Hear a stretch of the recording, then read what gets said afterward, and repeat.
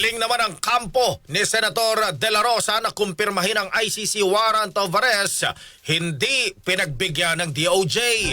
Kasama mo sa balita si Radyoman Eman Mortega. RMN Live Report!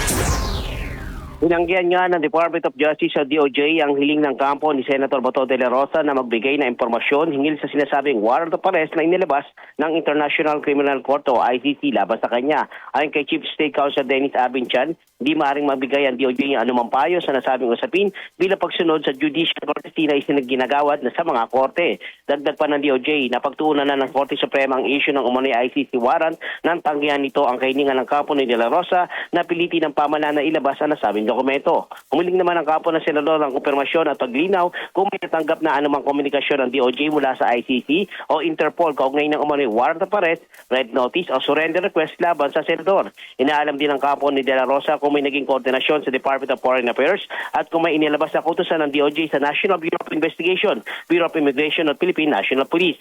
Una nang ibinunyag ni Ombudsman Jesus Crispin Remulla noong nakarang taon na nakapaglabas na umano ang ICC ng warrant of arrest laban kay Senator De La Rosa dahil sa sinasabing pagkakasangkot ito sa war on drugs ng administrasyon ni dating Pangulong Rodrigo Duterte. Kasama mo sa DCXL RMN Manila, Radyoman Eman Mortega, Tatak RMN.